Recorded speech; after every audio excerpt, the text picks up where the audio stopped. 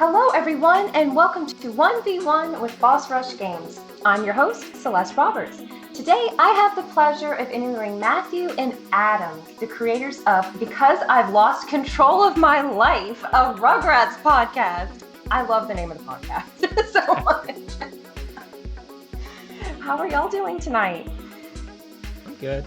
Yeah, great. Tired after work, but that might make it funnier. Same. Do you get a little loopy whenever you're tired? Yes. Yeah. Especially when together, although that's been a while. When was the last time we did hang out? Your wedding? Yeah. It was almost, it's going to be 4 years ago. Oh my god. Y'all haven't hung out in person in 4 years? It's like a 6-hour drive, so. Oh yeah. Okay. And then COVID hit, so that is a built-in excuse. It's a good way to avoid family gatherings, COVID. Oh, I agree. I was really happy for that get out of jail free card last year. Well, how do y'all know each other? Tell us about the name of the podcast, about yourselves, whatever you'd like to share. Adam, do you want to start with how we met? We met, was it through our friend John? Kind of. We make fun of on the podcast a lot. We just ended up walking home together one day and talking about all kinds of stupid stuff together. And actually, the one topic we were really talking about was the upcoming Zelda game, Wind Waker. Which, the trailer had been out from Space World or whatever the demo they had for a long time, and a lot of people were like, I don't like the way this looks, and we were like, well, it could be fun. What's really funny is that's actually probably aged the best of any of that generation's games because it is cel shaded. Yeah. And now we go into a Zelda podcast, another Zelda podcast. Oh, right. Yeah, that's what I'm with. I'm with another Zelda podcast. Yeah, I like that reference. Thank you for that. Right. But you're welcome. One day, we went to walk home and John wasn't in school, and that was the first time Adam and I hung out one-on-one. And we went to my grandma's house, and the house next to hers was burning and on fire, and there were fire trucks. So the first time we hung out one-on-one, we watched a house burn down. You can't make this up. No. And I walked into my grandmother's house, and she's like, "Oh, the power's out. Grandma don't know why." I'm like, "Grandma, the house next door is on fire." Well, were the people okay, and any pets? Yeah, I think they were okay. But it was like an apartment, or was it just a house? I don't even remember. I think it's a parking lot now. That's what's really important, is it's now a parking lot. No. Isn't there a song about that? Pave Paradise, put up a parking lot. Burn down houses, put up a parking lot. But no, we from there we just we clicked as friends and hung out all the time, watching cartoons, playing video games. We were both in bands that played together at different points. And we were college roommates. Yeah, that's something. What a bunch of nerds. That had to be a blast. Yeah, it was a good time. We definitely have some funny stories from college that have they come up on the podcast? I don't even remember. There are some, but remember when we got absinthe for the first time? Oh yeah, that was funny. Oh, in Europe? No, no, it was in our town, but that was a fun night. What do we remember? Green fairies, right? No, I just got so drunk I was annoying him. Well, our mutual friend Tori, who is really, really obnoxious and a jerk, I was on the phone with him, and Adam was in the background just making all kinds of crazy noises and rolling around. And on the phone, Tori just says, "Tell him to shut the fuck up." So that's an indication of how annoyingly drunk he was. But so yeah, how did we decide to do this podcast, Adam? We were just kind of messaging each other on Facebook, and he said we should do a podcast. And we do that. That's something we do all the time, but never follow through on. Yeah. And so we were like, well, what if we do a podcast? What are we talking about? And I think one of the ideas was watching a show until we didn't like it anymore, and then and it would be like a podcast to pinpoint when a good show turns into shit. Which might happen with this show. Yeah. I look forward to it. If I have time, I listen to it on Sunday nights, and if not, I listen to it while I'm getting ready on Monday morning. Thank you. It's so funny, and I always I hope the volume's not too loud if it's in the morning, because whenever Stu screams in your intro that was great. Matthew put that together, and it was really like the perfect intro. Yeah, that was my bit of inspiration. So what is it about the you're interviewing us, but I'm going to ask you a question. What is it about the podcast that you like? Oh gosh, I think we're all around the same age, same generation. I'm 32, so I grew up watching Nickelodeon, early Cartoon Network, WB, One Saturday Morning, all the good stuff, and Rugrats was one of my favorite TV shows.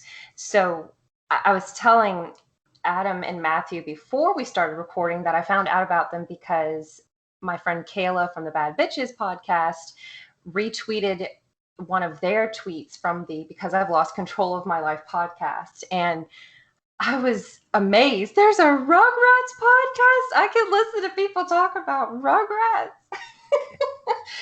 And I love the banter you two have. I enjoy hearing about what's going on in people's lives. I liked hearing about your COVID experiences. Well, the COVID vaccination. Not their having COVID experiences. Let me clarify that. We had a friend that got it. And we made fun of him. Oh, no. I don't think we did on the podcast, but we wanted to. We forgot to. He's fine. I think we've made reference to him on the show before. We haven't said his name yet, which he may appear in the future. Spoiler alert. But he is very much a social butterfly and couldn't just stay home during COVID. And he went to somebody's house or a get together or something and promptly got COVID. So, and I think actually he was the one to make fun of himself first. So I think he's like, I'm an idiot. I couldn't stay home or something like that. Is he okay now? Yeah, he's good. He's good. He wasn't even that bad. I think he just got tired and sore. Yeah. Okay. Otherwise, we would have pulled our punches on purpose, but we accidentally were nice to him. So I know the meaning behind the name of your podcast because it's one of my favorite scenes in Rugrats history. But for those who may have forgotten about it, would you like to explain? Would you like to take this, Adam? Yeah, so it's from the episode Angelica breaks her leg, or breaks a leg, whichever one it is. But in it, she at least believes she breaks her leg. And then Stu and Dee Dee have to take care of her. And they give her a little bell where she rings it and asks for whatever she wants. And there's a scene where Stu is in the kitchen making chocolate pudding for her at 2 or 3 a.m. And Dee Dee comes in and she's like, Stu, what are you doing out here at 2 a.m.? And he's like, pudding. Why? Because I've lost control of my life. I think that clip on YouTube literally has millions of views, and it's like a meme and everything. And I think we had a couple of different ideas for a name for the show. And then Adam, I think I just randomly texted you and I said, because I've lost control of my life. Or maybe it was vice versa. I don't remember. Yeah. But we're like, that's it. That's the name. It's so good. Thank the writers of that episode of Rugrats. Yeah, for letting us steal. So who made you two into Rugrats characters, the icon of your podcast? A friend of mine named Carly Strauss. Go to her website, carlystrausartist.com. She's a painter, artist, illustrator, and she does commissions of a bunch of different things, paintings. And I said, hey, can you make us into Rugrats characters? And she's like, sure. And she turned it around in no time. And actually, if you look at the audio commentary that we recently released for the reboot, she made us as Beavis and Butthead too. So. She did. I saw that. We will probably use her a lot going forward. We have some different ideas, especially for an upcoming episode. She's very talented because you both look like the characters from the shows you're meant to look like you're a part of. Right. And I think it's Matthew. You're just flicking Adam off Yeah. the little icon. And Adam just looks so innocent. Yeah, she drew me as like I was like an oblivious guy. Like I don't even understand why he's mad at me. You know what's really funny is like you obviously you would understand that in real conversations, but there have been times, especially when we lived together, where we'd be having a conversation and I'd be in the middle of a sentence and you'll suddenly just look at me and go, "Huh?" Like you just completely missed out on a conversation. So maybe she subconsciously picked up on that. Yeah, I'm easily distracted. Well, it doesn't come through in the episodes, that's for sure. It's a lot of editing.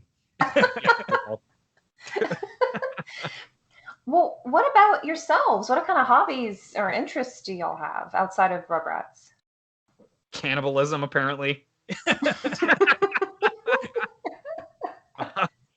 For those who haven't listened to our podcast, the subject of cannibalism comes up perhaps more than you would think for a show about talking babies. But I don't know what, Adam, like the things that we bonded over hanging out. We like what, video games and movies and, you know, a whole bunch of children's cartoons from the 90s. And King of the Hill. We really, in fact, when we were watching that house burn down, we were like sipping cans of soda and going, "Yep," like King of the Hill. I am just like, I watched a little bit of it growing up, but I'm watching it now, and it's amazing what I'm catching now as an adult in that show. And Peggy's a little insufferable sometimes. Adam, Yeah. I believe you said she's the worst. Oh no, I don't hate Peggy. For some reason I thought that you did. We were talking about how other people hate Peggy, and I don't hate her as much as everybody else. Like people kind of view her as like always bringing Hank down, but really, a lot of the times Hank is the bad guy of the show. Yeah, I think she means well. It's just sometimes when you can see that something's going to go in a bad direction and she's not stopping. I recently watched the one where she and Hank got a motorcycle. I don't know if I've seen that one. That's the one where they're traveling state to state, taking pictures in front of each state sign. Yes, and they go to, I cannot remember the name of this. It's kind of like Burning Man for biker gangs in like South Dakota. Oh, Sturgis. Sturgis, yep. Yeah, so they go there. And I had never heard of it, so I asked my boyfriend, I was like, is that fun? Like, what is that? He goes, okay, picture Burning Man, but with bikers. I was like, you think they do drugs? Oh, they're doing drugs. I like, yeah. What kind of video games do y'all like? Well, we've been really into Resident Evil lately. Resident Evil 8 just came out. Matthew started playing 7. Upon beating 8. Yeah. There's that. I like a lot of Nintendo games. I think they're pretty they usually do a pretty good job. Especially like Go ahead, sorry. Oh, especially like Mario, Zelda, you can't go wrong with those. Yeah, I think we're very big Nintendo fans. Like pretty much our favorite system ever is probably, at least for me, is the GameCube. Just the overall lineup of games, like the exclusives, just pound for pound, I think it might be the best system ever, at least in my opinion. But yeah, a lot of the same. I don't like a lot of big budget like blockbuster games so much anymore. Like outside of Resident Evil, I really like indie games like FTL and I can't even think of what else. This War of Mine is a tremendous game. It's like hard and almost heartbreaking to play at times. I really like the Vermintide games. I don't really play games too much on my own anymore outside of Resident Evil. So games like that or Left 4 Dead, where it's like a 4-player co-op, I really, really enjoy that because it's also an opportunity to socialize. So, yeah, that kind of thing. I really like the GameCube as well. There's a podcast I found a few months ago called The GameCube Was Cool podcast. They're covering all the GameCube games. Oh my god, that's awesome. I just It is awesome. yeah, I always think of that Marge Simpson meme where she's holding a potato and she says, "I just think they're neat," but with a GameCube in her hand. Send it to me. You made that. Send that to me. Yeah, I'll send it to you. Is that No, a you cat did send or a it to me. dog? I see a I'm cat sorry, or a what? dog. That I is saw a little, an animal movie and I got really excited. It's a little, or it's a very old orange cat. Oh, sweet. He was baby. also our roommate in college. Sweet baby. Oh, the cat yawned. I'm a big He's not cat sweet. fan. He's a jerk. He's missing a lot of teeth now. I love him, but he's a jerk. That's most cats, though, right? Yeah. We're both like old cat men. There's nothing wrong with that. I have 2 cats myself, and I like dogs, but I like how easy cats are to take care of. Until they get IBS and you have to give them a steroid every couple days. Oh my goodness. Yeah. Is it pretty bad with your cat? With the It IBS? was for a long time, but knock on wood, he's been pretty good for a few years now. So yeah. I didn't know He's cats could get somewhere IBS. now. I didn't I'm know sorry, cats could. I didn't know they could get IBS. Yeah, it's he couldn't keep anything down, and it was well, Adam, what you came over to my place like when we were going to get fitted for tuxes for your wedding, and my cat's like puking everywhere, and it was when he first got sick, and like it was like a cat puking, you don't really think that much of it, but because it's a cat, but when they do it like 40 times a day, literally, it's like okay, it's time to go to the vet. Yeah. So yeah, but he's good now. Again, knock on wood. Do y'all think you want any other type of animal as a pet? I mean, I'd love to have like 9 cats, and like I like dogs too, but I can just have the one cat, which I'm fine with. He's an old man and needs a lot of care, so I'm good with giving him an extra special life. Yeah, I always watch videos on YouTube of people with like giant lizards, and Oh yeah. I'm like, oh yeah, an Argentine tegu. That's what I want. But no, I'll never get one of those because I know that it would just be too much of a hassle to take care of. They're not good for the environment if they get away from you, and because they murder everything and disrupt the ecosystem. Yeah, I think in Florida they're already a major pest. So. Oh wow. Yeah, I think snakes are a big problem in Florida, or they used to be, because I think people were letting their boas and pythons just into the marsh. Yeah, there was like that. There was like a picture of a boa constrictor eating an alligator, and then it exploded because the alligator was too big. Is this is something I can look up? Yes. Oh my god. It's probably multiple incidents by now. Unrelated, but tangentially related because of an exploding animal. I once saw a video of a whale carcass being cut open, which promptly exploded. Yeah, it was disgusting but fascinating at the same time. You have to watch it again and again. Like, did I just see that? Did I? Like, explode how? It's not like the gas built up in its body. But I mean, like you see flesh flying like 100 feet, or like it just kind of pops like a balloon. I'll have to find it and send it to you because it's pretty crazy. Yeah. Actually, I'll find it and post it in the chat. That might be funny.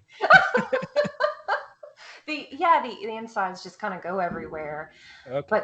But speaking of alligators, or crocodiles, we found the video.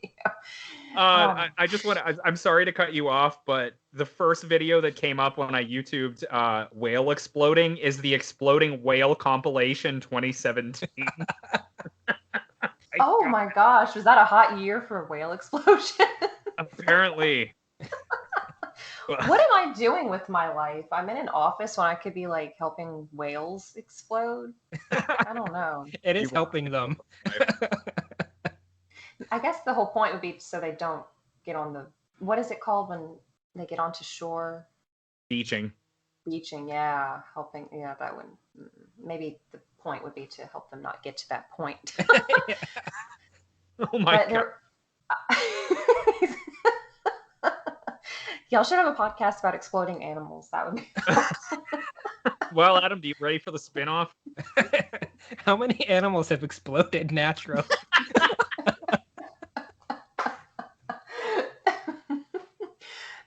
It was on Reddit, but I saw this video of an alligator or a crocodile in some kind of oasis, some kind of water hole, and these cheetahs, leopards, I'm not sure what it was, but these cheetahs were near the edge of the water, and all of a sudden this alligator slash crocodile jumps out of the water, pulls the cheetah into the water.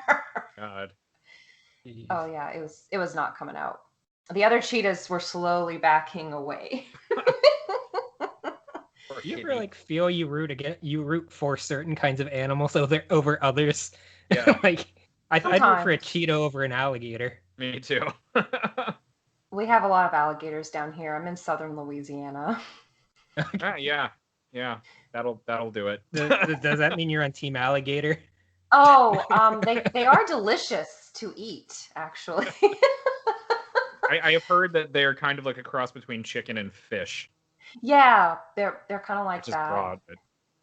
Yeah, they're very good. Sometimes, like, they don't appear in our backyards or anything. If you live along a waterway, there's a chance. But sometimes you'll see a carcass of a small one on the road.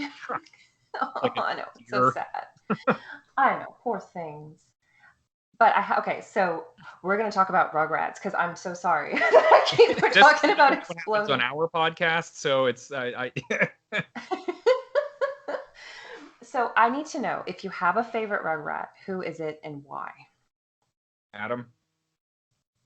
When I was a kid, it probably would have been Chucky, because I was a little scaredy cat when I was a kid. These days, I don't know. Or at least early seasons, I gotta go with Tommy. He's just cute. He's funny. He destroys everything. Season 1 in particular.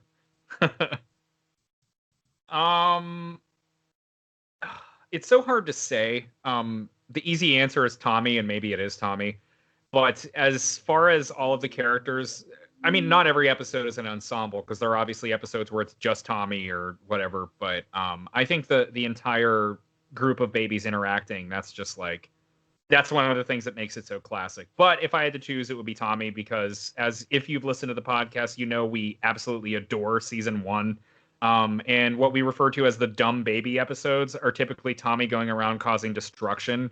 So that's probably Tommy.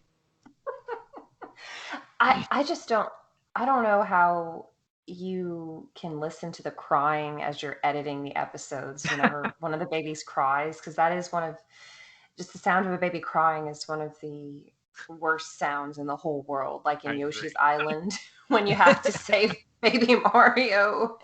I have a very much younger than me brother and sister, so I'm used to babies crying. Like, I could probably ignore it, which isn't good if I ever have a kid. You could probably... That's the opposite of what you want. Yeah. Oh gosh. Yeah, well, I'm not a fan of babies. I like them for a little while, and then I like giving them back to their parents.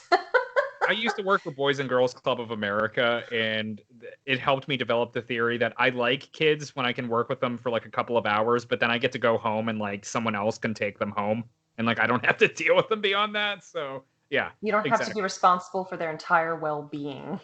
Yeah, I already do that for my cat, so we'll deal with that. One of my former bosses has triplets. Oh God. Yeah. My coworker has 9 children and 2 sets of twins. Not even kidding. 9 children. Okay, that's pretty. Children. That's pretty rare in 2021. Yeah. What are their ages? Well, I started at this job last February, and he was just about to have a set of twins. So there are some that are just like a year old, and then I think his oldest is like 17 or 8. Well, no, because 18 or 19, because some of them were just starting college. So the full gamut. Oh my goodness. His poor wife. Oh, yes, poor wife. When some of them get old enough, they can start taking care of the young ones. That's probably what happens. I don't know how you could do it otherwise. Yeah. So many children. I don't even know if I'd want that many people living in my house. I don't even want that many people ever in my house at a time. Now 9 cats, yes, but Yes. Oh, my dream would be to have this big piece of land with a really nice facility where I could just have cats and they'd be clean and safe and cared for. I was just imagining a floor covered with so many cats that they couldn't move and just like rolling over their backs like like surfing on a crowd, like crowd surfing on surfing on a carpet of cats. Oh, I know. I follow some of the local animal shelters, and sometimes they pose the cats and dogs with little bow ties and flowers. And it's taken all of my will to not just stop by one afternoon. I've definitely stopped by animal shelters when I wanted to pet cats. So, Oh, and you were able to resist taking one home. yes, sadly. Oh, I think there's a local program where they have kids who are nervous about read to the animals.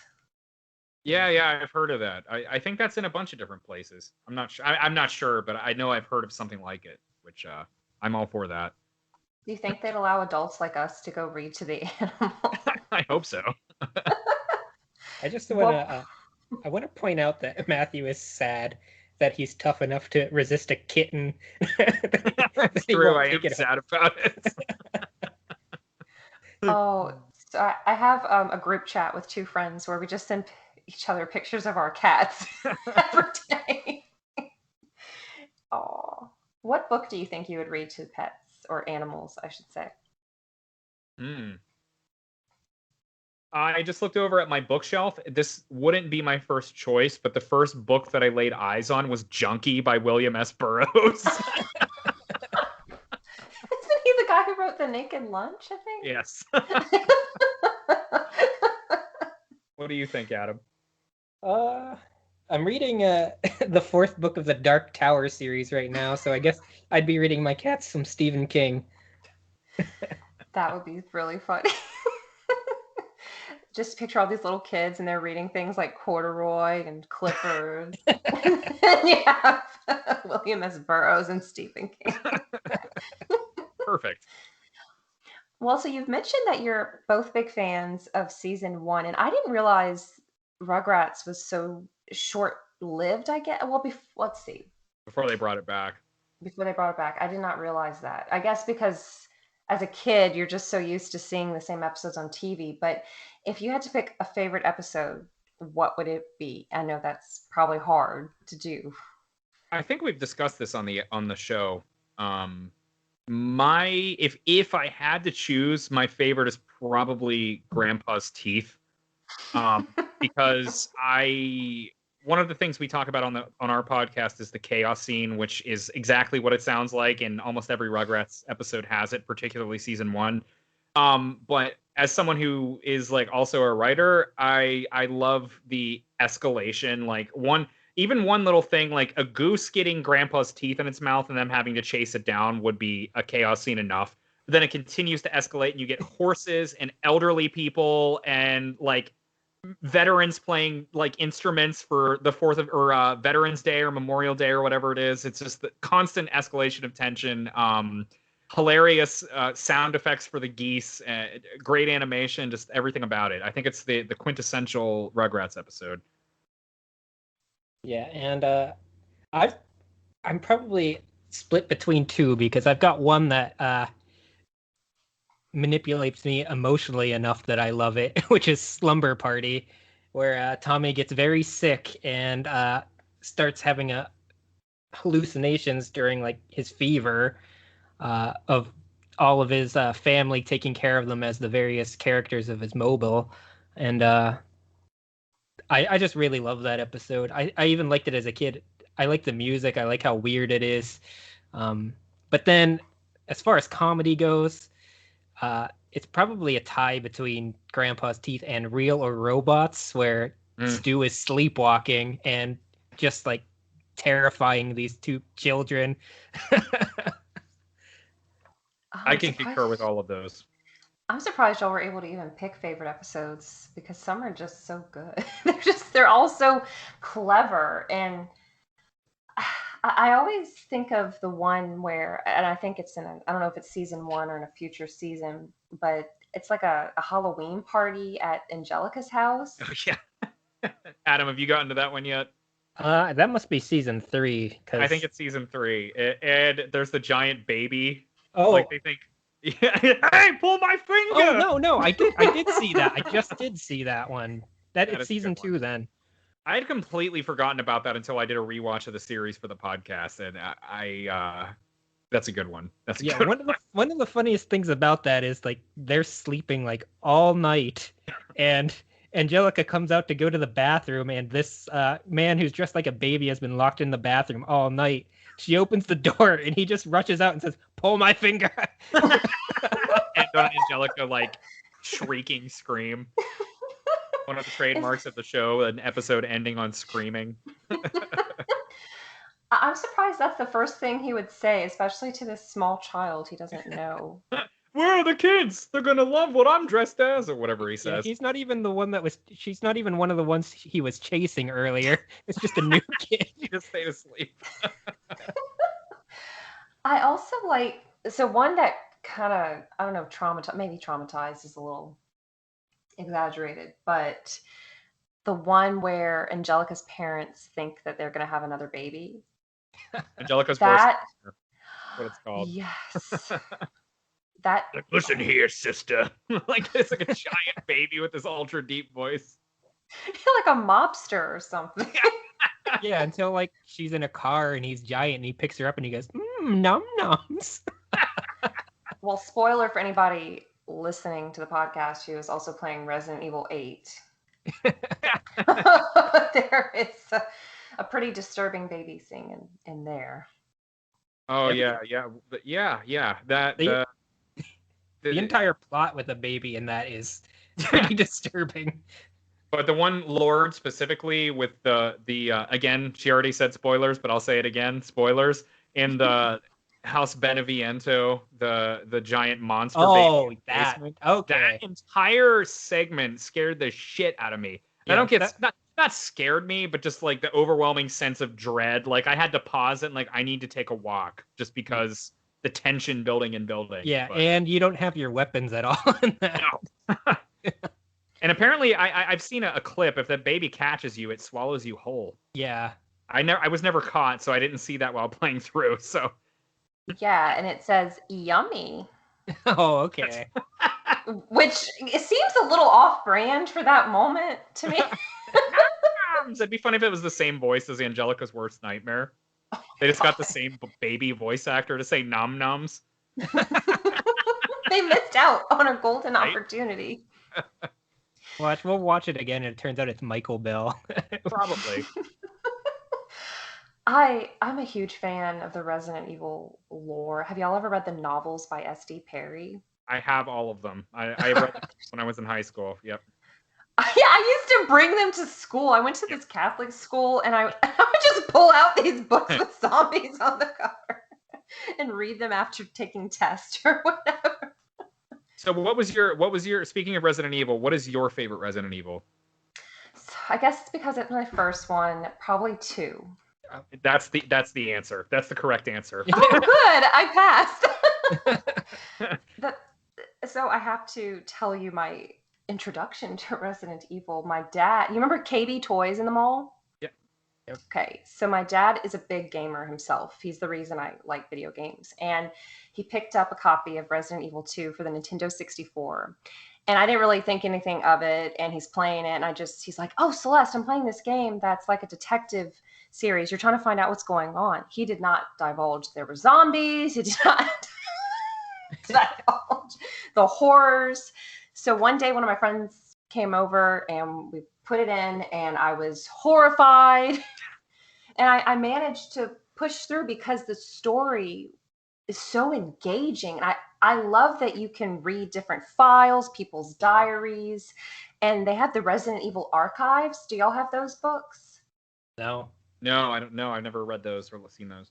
It's kind of like the Hyrule Historia for Zelda. It's kind of like that for Resident Evil, where they have all the files, all the characters, the timeline. But the remake with Mr. X is What a surprise that was. oh my goodness. I've watched someone play it, but I'm having trouble doing it myself because I don't like being chased in games. And it's constant. Yeah, once you get the hang of it, it's not so bad. Yeah, don't run crashing through every door. Just sneak around, or he will find you. He will find you. So 2 is both of your favorite? Yeah. Definitely. Sorry, Adam. I didn't mean to cut you off. Oh, I just remember playing those games like as I guess a kind of a kid. Probably the first one came out when I was like 10 or maybe slightly younger. But I just remember like after I played them, even though you wouldn't even be scared now, but I would be like, oh God. Oh yeah. I couldn't walk my hallways in the dark. I was just so terrified of the pixelated zombies. I remember when Resident Evil 3 came out, our mutual friend Nick, although I haven't actually talked to him in years, but he got Resident Evil 3 when it came out, and we were going to see if I could spend the night at his house, and I lived like right around the corner. And we were obviously horrified by Nemesis chasing you, and like we're like, okay, we got to like run this block to my house in pitch black, and like we're running like screaming like because Nemesis was obviously going to come murder us. That's a terrifying one.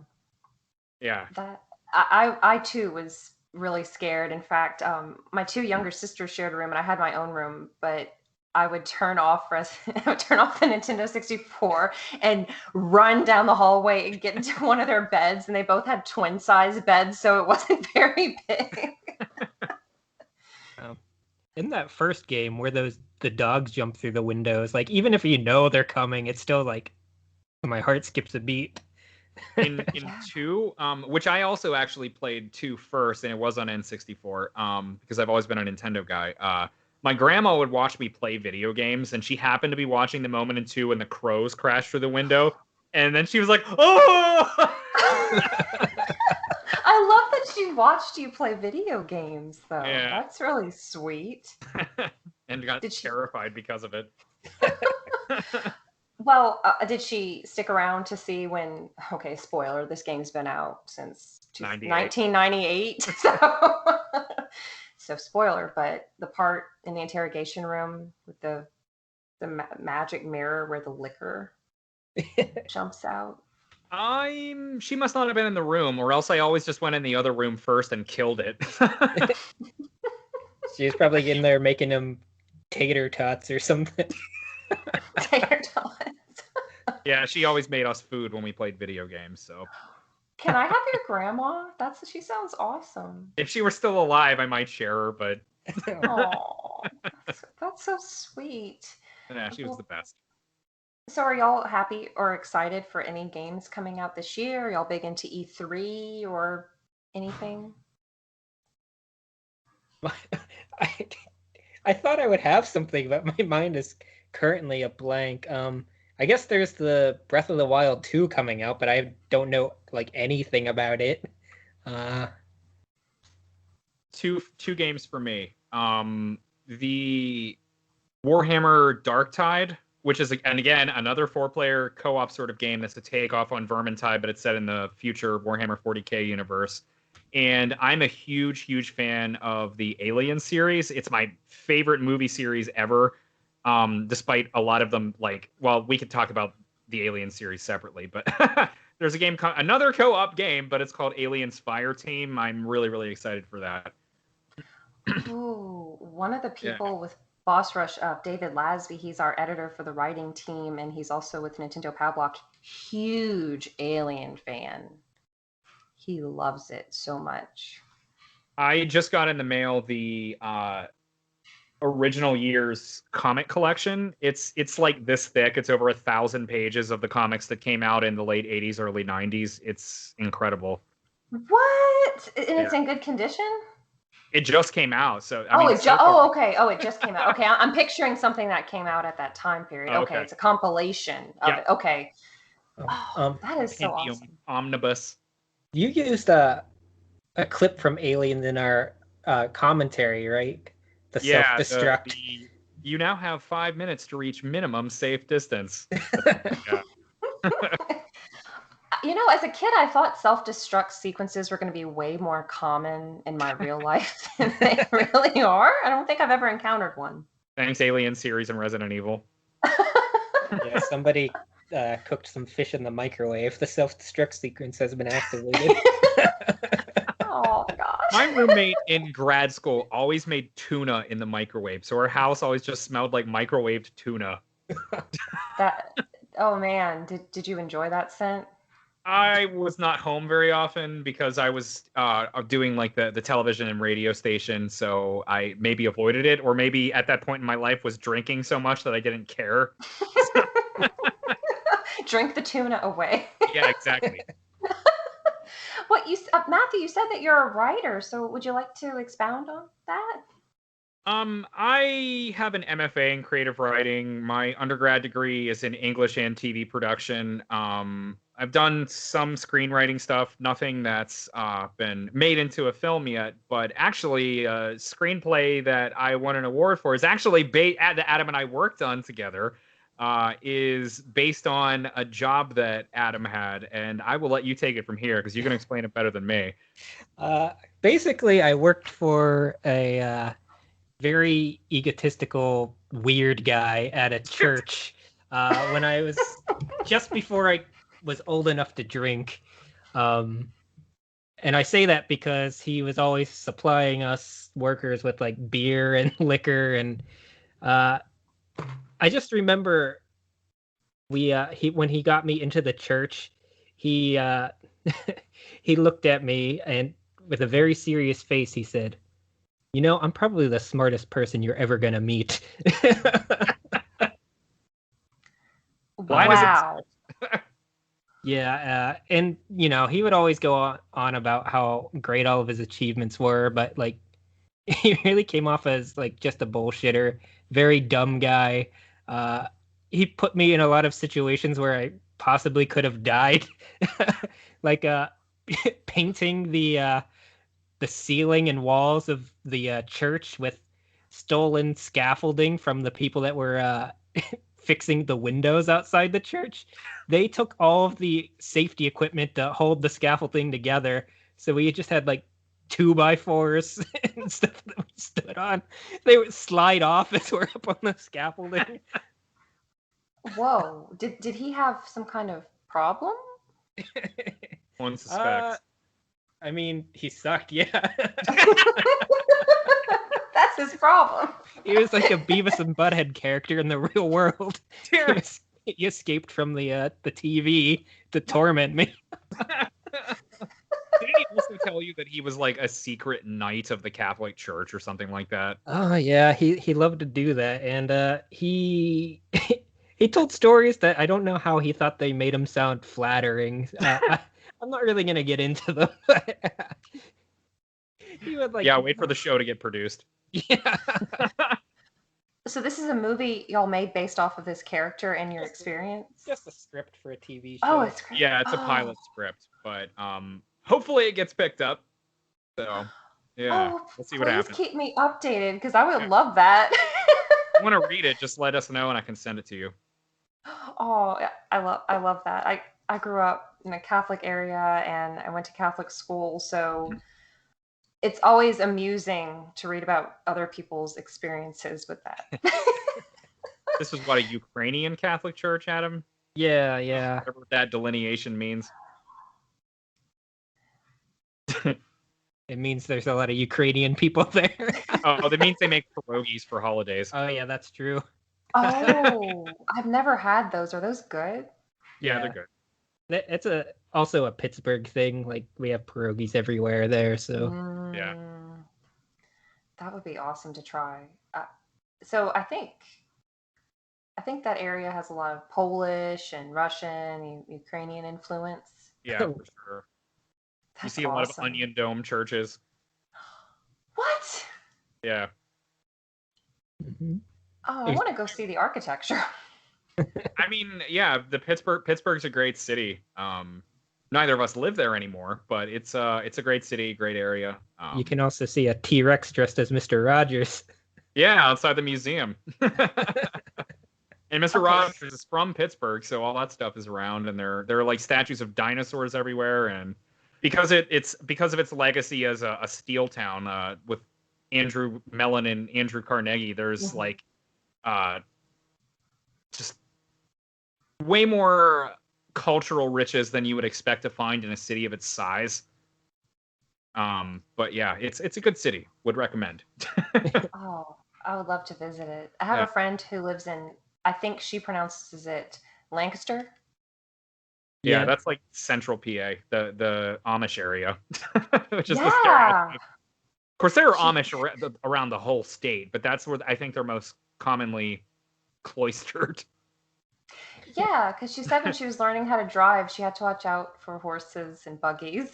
Yeah, it happens. Yep. So, regarding Rugrats, what is it like revisiting this? I know, I'm so sorry. No, I'm going on one. this is our pod. We're recreating our podcast and like with a guest, like almost like if you were the guest right now. 'Cause like, Well, I like that. I like getting to know people better, and I think listeners do as well. But I'm curious, what is it like revisiting this cartoon you loved as children, as adults? Have your opinions changed? Are there things you notice about the show now versus when you were kids? I mean, it's funnier, like as an Yeah. adult, and it's not even just because of the adult jokes. I mean, just like their attitudes toward things, yeah. is a lot funnier. Like being jaded that the other parents are dropping their kids off yet again,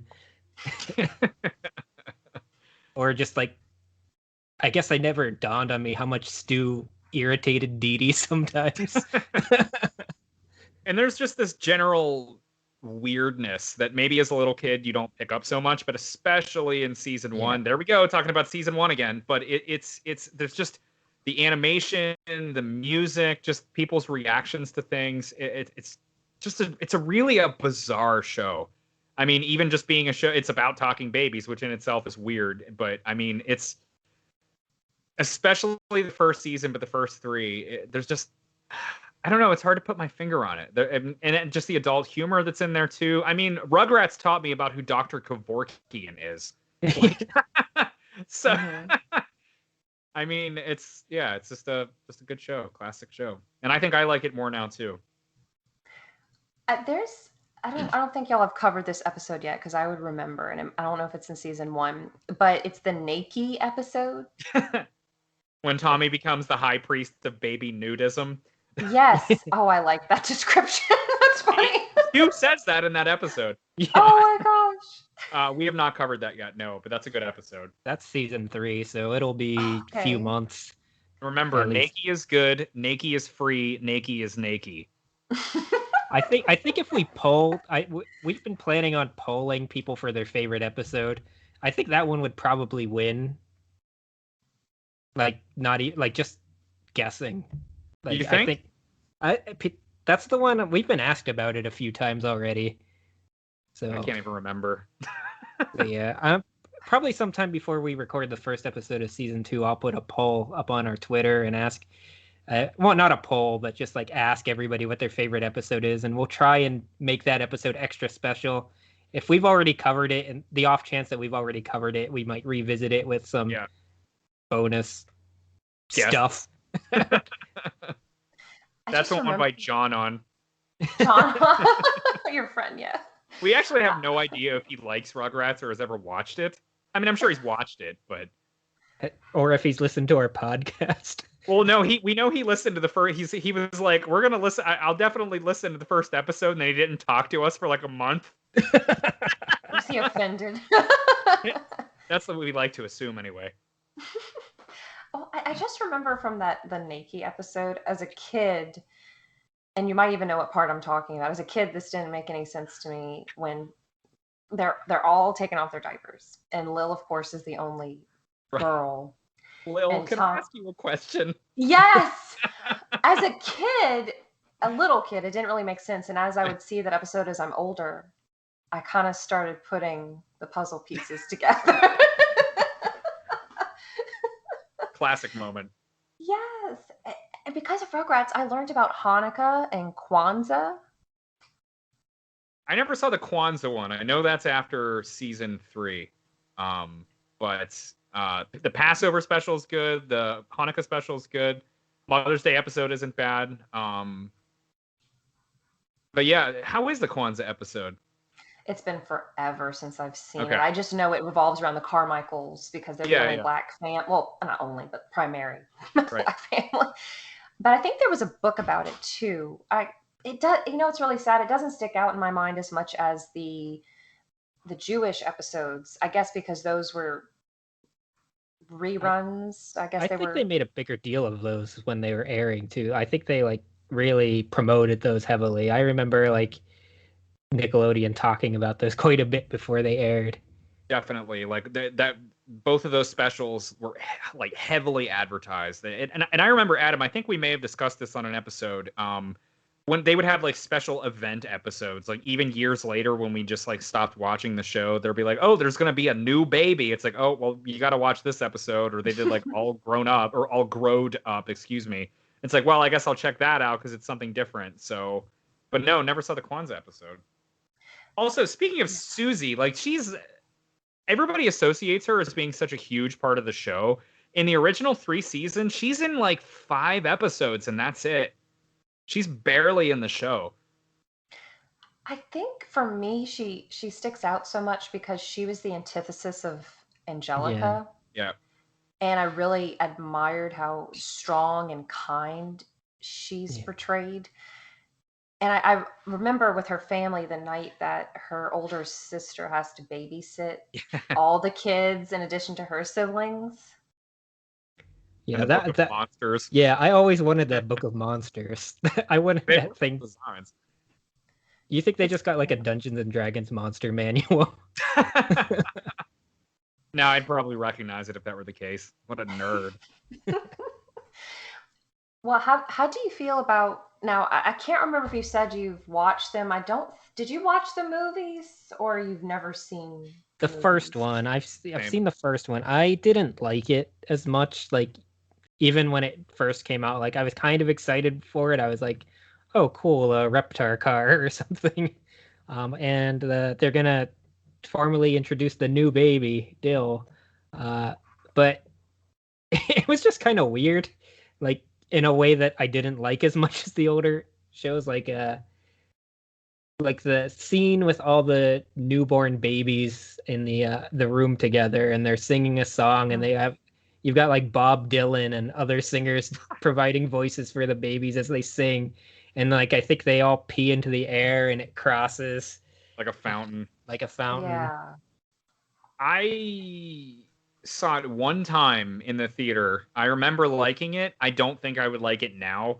And Adam, I think we talked about this briefly on the show that I think Paul Germain has specifically said that one of the creators has specifically said that he doesn't like it because it's not like the humor of the show. It's just something completely different. Of course, everything after season 3 is like that, but and yeah, I don't know if I'm remembering wrong, but I think there's even talking monkeys in it.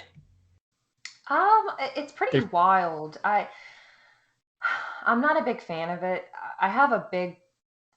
Let me know if you guys feel this way. I have a big issue with the jumping the shark trope of let's just throw a new baby into the show. Yeah. I think we discussed that on an episode I haven't edited yet.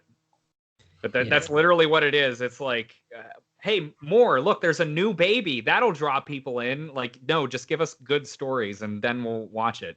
Yeah, I wonder if ratings were down when it came back or something. Awesome. Because it was a few seasons before they added Dill, right? I think it was season 6, I want to say. Yeah, so I guess it makes sense because I'm assuming the parents are pretty young because they have young children. So I guess it would make sense that there's a chance Dee Dee and Stu or anybody would have another kid. But I also hate how my whole life, anytime I'd watch a movie and they portray labor, it was the most dramatic, horrifying, terrifying experience. And Dee Dee's experience with Dill is no exception in that movie. So I just that watched was pretty troubling. I just watched Coneheads yesterday. Oh, God. And there's the birth scene in that one too.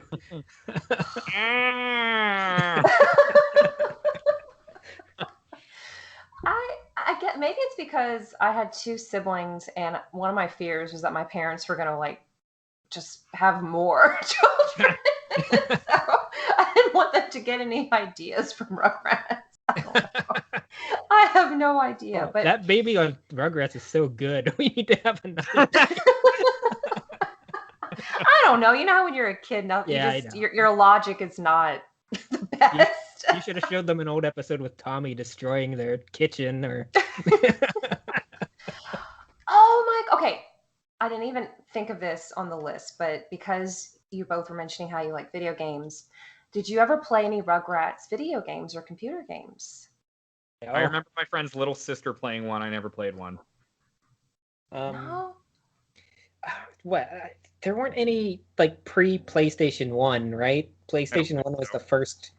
I didn't have a PS1, so I like missed a big stretch of video games I could have played, and I might have played Rugrats had I had one. My sisters had one for the Game Boy Color about Angelica, and I think you could dress her up, and it was marketed to girls. And there was a computer game we used to like to play where you could explore the house. And for the Nintendo 64, there was this treasure hunting board game. I don't know if that rings a bell. I think that's what my friend's sister had. Oh, I didn't even know about that. So I guess it was on the N64. So I have no excuses. I just didn't know about it. You didn't know you were going to be a famous podcaster talking about Rugrats when you were a kid. You better go find a copy somewhere. Get to pawn shopping. Yeah. As a kid, I really enjoyed it. I don't know if I'd like it now. Probably not. I find with a lot of things like that, it's like your fandom carries you beyond the probably inherent flaws of the game. But you play it as an adult and you're like, oh God, this is a nightmare to control. That didn't always that wasn't always the case on like Super Nintendo though. Like all those movie or show tie-in games, a lot of them were pretty good. Probably for NES also, but once it got to like N64 and PS1, like the show and movie tie-in games were like just unfun, completely awful. Yeah.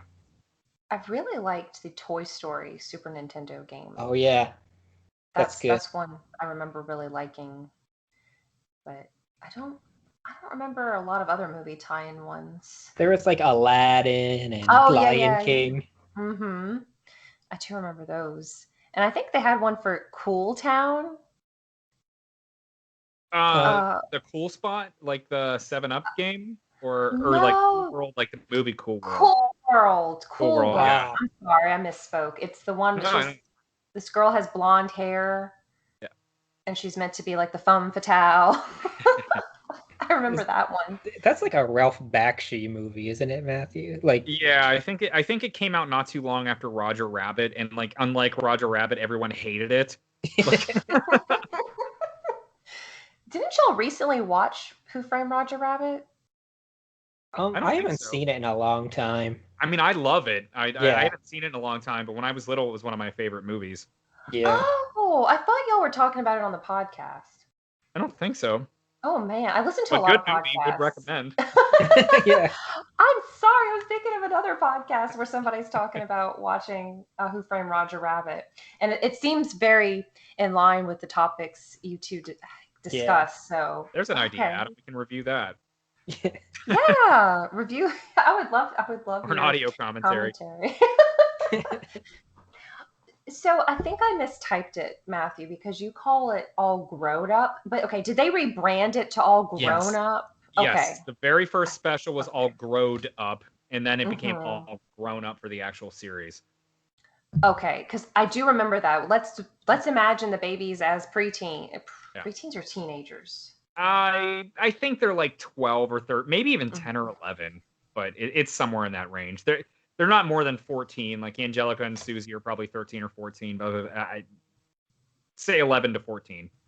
Yeah, I think it's 10 years in the future. So Makes sense.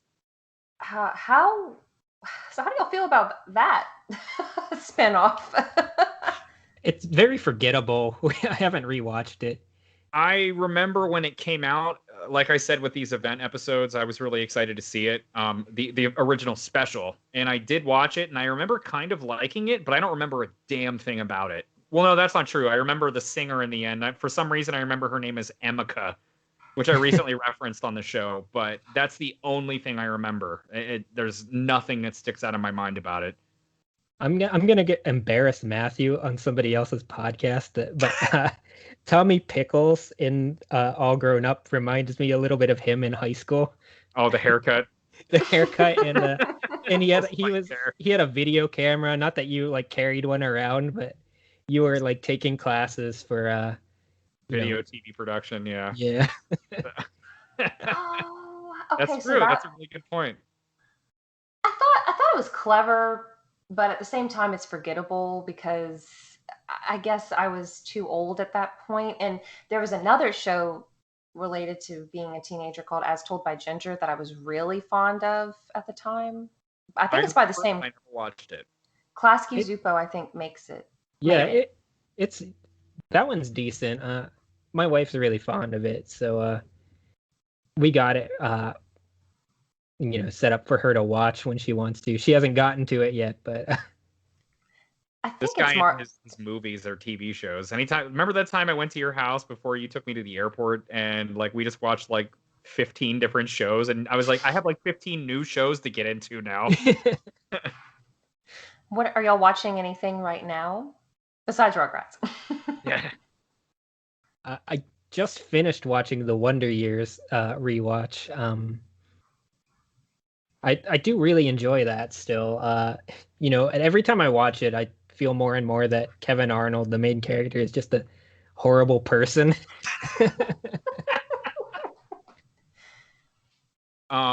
I have been watching new episodes of Star Wars: The Bad Batch on Fridays when they come out. I'm a huge Star Wars fan. It's a good show. It's basically immediately following the Clone Wars, if that means anything to anybody out there. Of course it does. Star Wars is huge.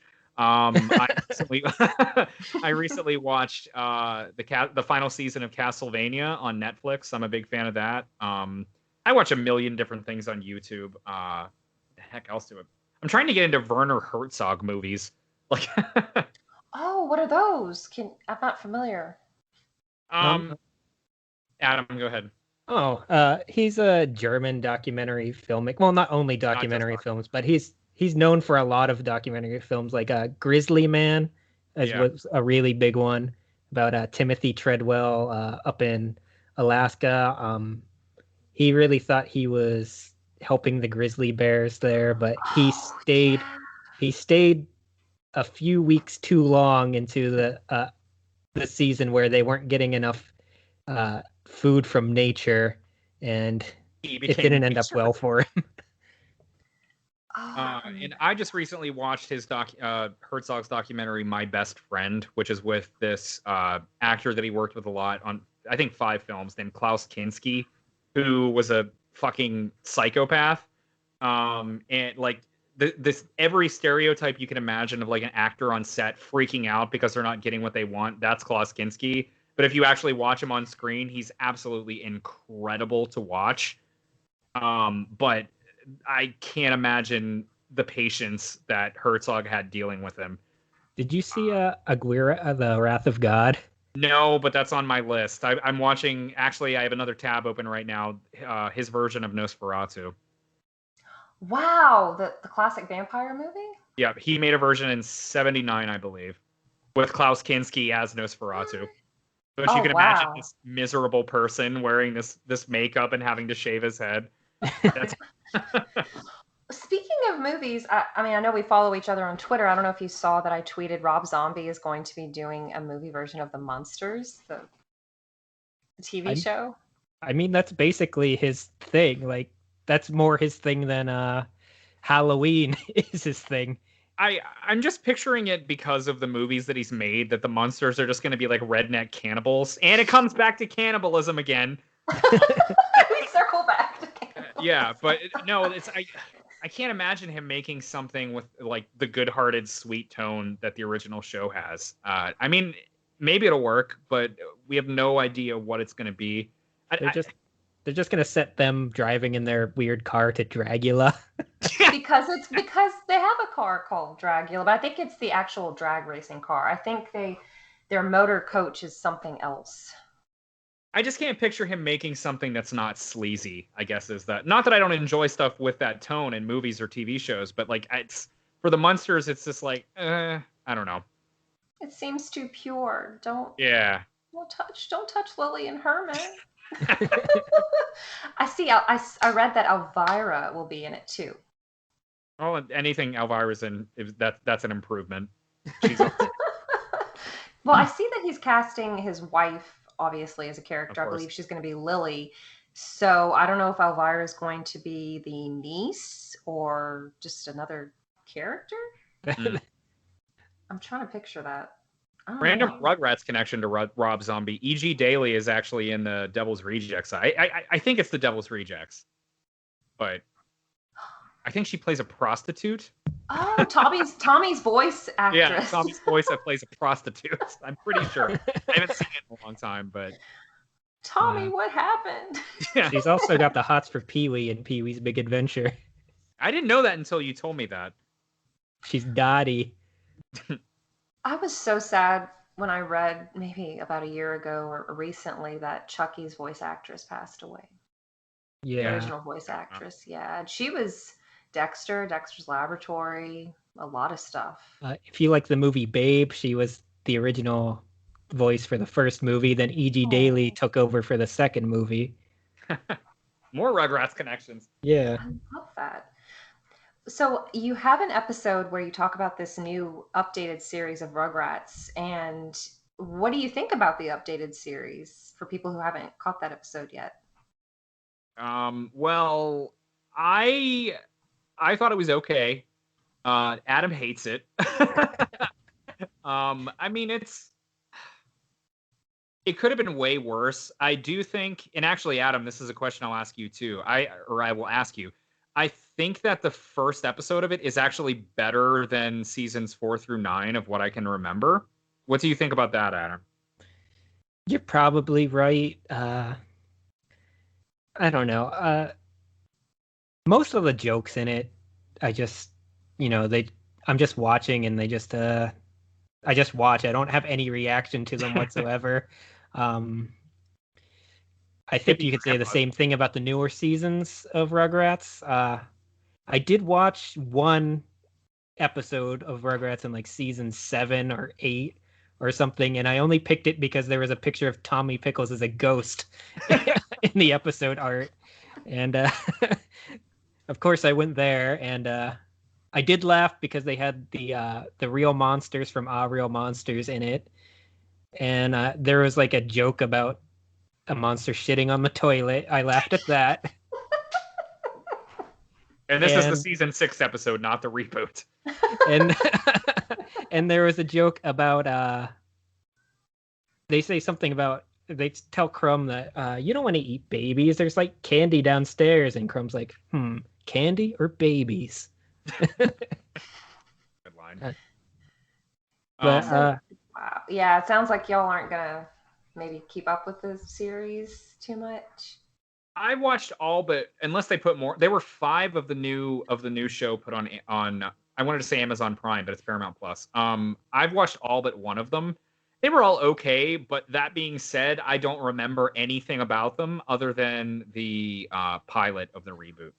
So I think ultimately it's just going to be forgettable with a few moments that are kind of funny, and it is what it is. Yeah, I watched a little further into it, and there were some episodes that I wasn't as bored by.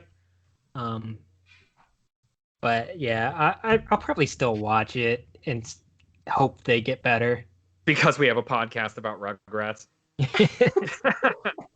I think one of the things about it is that structurally the episodes feel strange. We didn't get to talk about the episodes beyond the pilot on our podcast, but I think they all just feel like they happen and then kind of end after the initial pilot. Like it's like a sequence of events and then there's an ending, whereas there was always like a period or an exclamation mark of screaming in the original series. And and I just think it's like, well, okay, episode done, on to the next thing. It's like there's nothing to like hammer it home and make you remember it. If that makes sense. No, it does. It does. I really love the Halloween episode from season 1 that y'all covered. Yeah. You know, the kids screaming and then you see the moon. I think that's the last shot of the episode, this full moon. Yeah. Like pulling back from the... The music in that episode is just so amazing. Like anytime I think of that episode, I think of the music instantly. It's just so good. It made me... now I'm going to have to put out like cold spaghetti noodles and grapes for the trick-or-treaters this year and say they're eyeballs and worms. Ew, eyeballs! But speaking of other cartoons that we've been talking about, you've talked about different shows you've loved for many years. Would you like to cover other shows, or I guess you'd have to create a new podcast, the new name and everything? We might just keep it the same and just like we've been talking about Rugrats podcast. Yeah, we'll take off the Rugrats podcast. Like call it It's Doug now.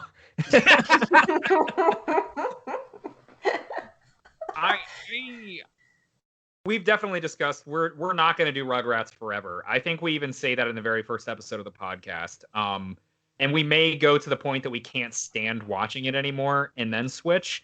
But there are like so many underappreciated shows. Like on this most recent episode, we talk about Mission Hill, which is one of the great unsung cartoons of all time. And we've talked about doing Doug, we've talked about Ren and Stimpy a little bit, Rocco. I really like Undergrads. I don't think you're as big of a fan of it as I am, but you even mentioned Pete and Pete as a possibility too. Yeah, that doesn't even have to be animated. Like, you're not a Star Wars fan, Adam. I was thinking about forcing him to watch The Mandalorian. So. Yep, we can do that as pay content. Get if I some gotta money tortured, for your suffering. Oh, I hope y'all do a Doug one. That was another one of my favorite shows. I think I was traumatized more by Doug, the sweet, innocent Doug, than Rugrats. Which Really? If you watch the documentary The Orange Years, which is about the creation of Nickelodeon, what's the creator's Jim Jenkins? Jim Jenkins. He's in it. He looks, if Doug became an old man and became not animated, he looks exactly like Jim Jenkins. It's insane. Jim Jenkins. Also check out the documentary The Orange Years. It's really, really good. So did it's Jim about Jenkins like pass away? Nickelodeon's origins and up through a certain point, and it's a really documentary. Oh, thank you for that recommendation, because I'm always looking for a good documentary. Sometimes the murder ones get a little old, you know. Oh, and it's Jenkins with an I, if that's... Yeah. Oh, okay. What? J-I? Yep. J-I-K-I-N-S. J-I-N-K-I-N-S. J-I-N-K-I-N-S. I can see it. If, like I said, if he grew up to be an old man that wasn't animated, it would be Jim Jenkins. Can we talk about another Jumping the Shark with having a baby cartoon? Please. Oh, that Doug. Oh, that was Disney's Doug, wasn't it? It was kind of like a weird transition. It was like in between. It was like limbo between Nickelodeon and Disney, I think. Mm-hmm. Wasn't it kids? I remember almost nothing about Disney's Doug, except that even as a little kid, I was like, this isn't very good. Yeah, they named the kid Dirt Bike, I believe. Yeah, you're right. Dirt Bike, because, you know. They found the kid's Christmas list and thought they were a names list. I guess it's better than naming him Dirtbag. It's just my son Dirtbag. I remember that Doug's sleeves get longer in the Disney one. And I think Skeeter has a jacket now, and Patty's hair is shorter, and Doug suddenly isn't Billy West anymore. Yeah. Oh, that's disappointing.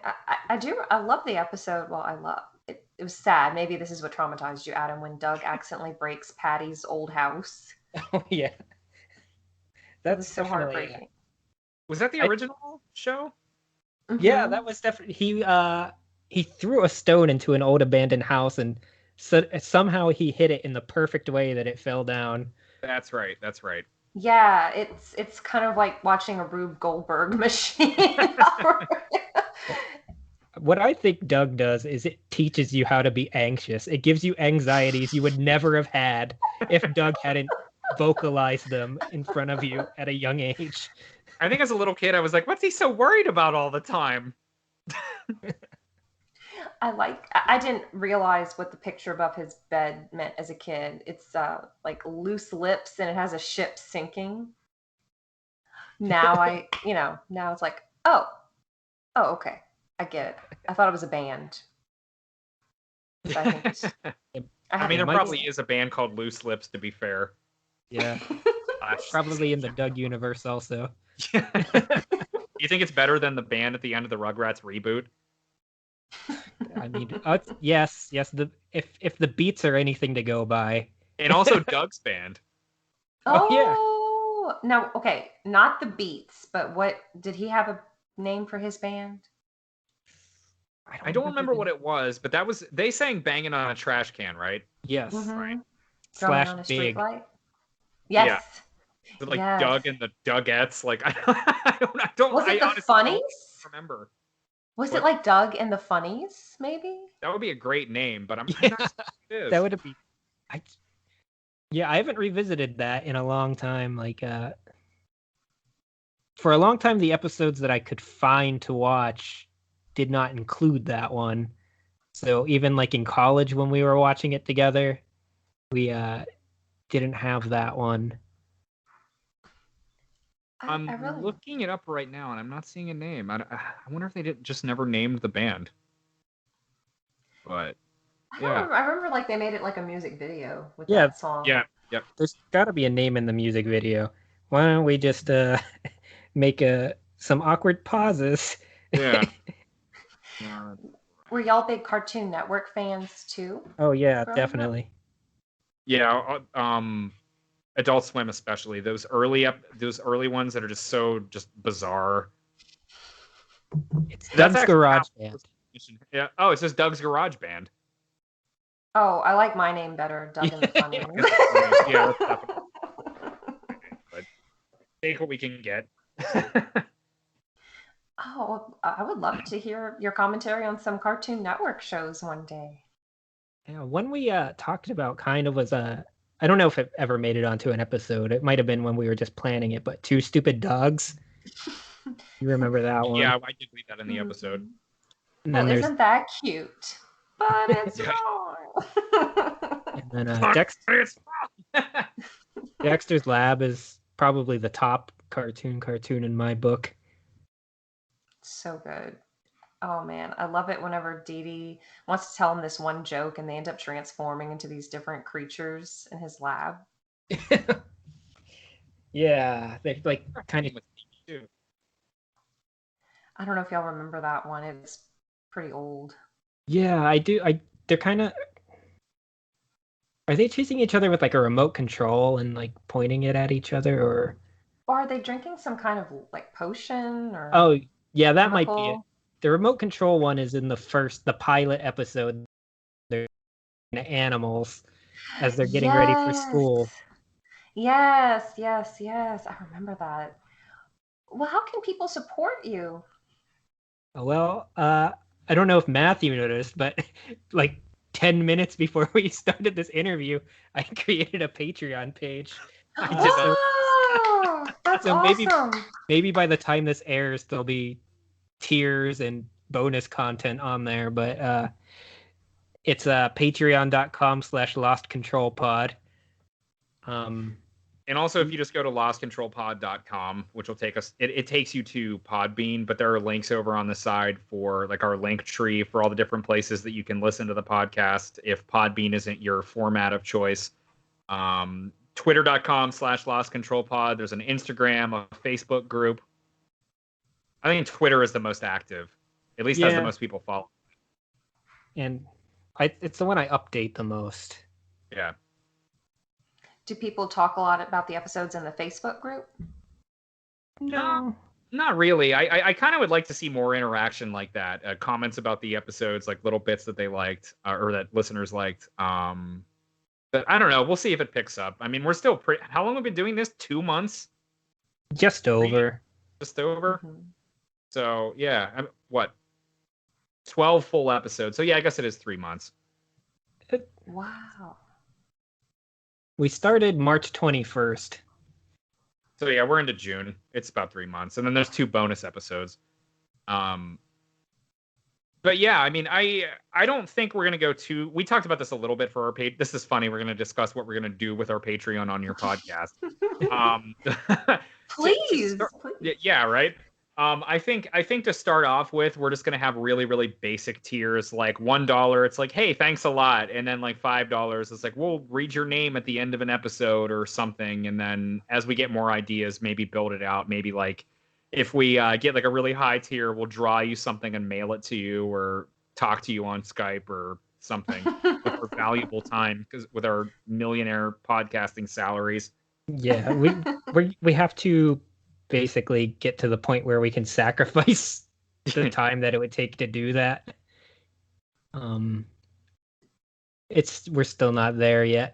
I think it's just been a money sink so far, only for Matthew. It's okay.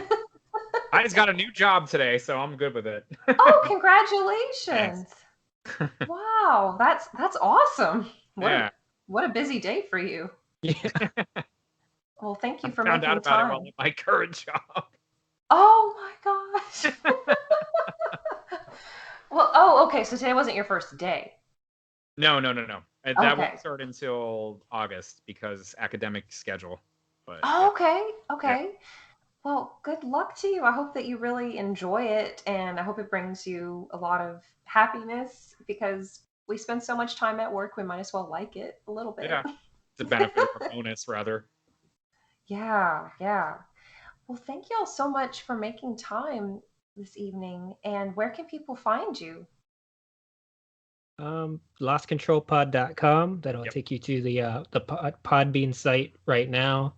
You said there's a link to the link tree on the page. Yep, and the Twitter at least. Yeah, and our Twitter at lostcontrolpod. There's a link to our link tree that'll take you to all the platforms that are currently hosting us. Nobody's dropped us yet. No. Not enough listeners to be offended by cannibalism. I'm sure there are podcasts about cannibalism out there. This will be old news by the time this comes out, but we just interviewed Michael Bell, the voice of Drew Pickles and Boris and Chaz. Yeah. I am so excited for that episode. That should be out in 3 weeks. Okay. So look for it then. We're gonna we have 2 more episodes to finish out season 1 of the show, and then the Michael Bell interview will come out, and then we don't know what we're doing. If we're gonna jump right into season 2, take a break and do some other stuff, do episodes where we just bullshit with each other. As you can see, we're very good at that. And tangents. But we'll see what happens. Yeah. Oh, well, thank you both so much. Is there anything else you'd like listeners to know? Do you have anything to say, Adam? Put it on me. I have something, but I'm just letting you go first. I have nothing right now. Okay, I just wanted to say Hinkle Finkle Dinkle Do. And that is a Rugrats reference. I haven't heard that one in years. Well, I did find a picture of my Reptar bar, and I made sure to tag you in it on Instagram. Sweet. It was very sweet. But because our FYE is closed now, I no longer have access to Reptar bars. I don't know if the one around me is closed or not. I mean, I don't really buy physical media anymore, sadly. But maybe I should go see if it's open just to see if they have a Reptar bar. Yeah. thank you both again so much. It's been so much fun. I really enjoy the podcast, and I look forward to seeing the other things that you do, maybe the other shows that you discuss. And listeners, you can find us at bossrushgames.com with the Boss Rush Network, with all kind of shows about video games and other interviews. And I don't know what's on Matthew's face. I guess I do have something I want to say. Thank you for having us on. Yes, you're welcome. You are Thank so you for welcome. enjoying the show so much. Oh my gosh, I look forward to it every Sunday. You're probably #1 super fan at this point, because you've not only do you listen to the show, but you actually wanted to talk to us after listening to it.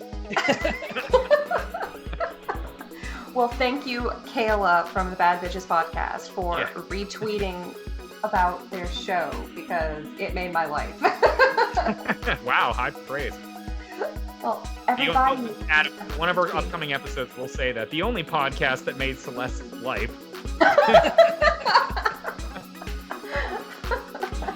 Well, thank you all for listening, and we'll talk to you next time. Bye, guys. Bye.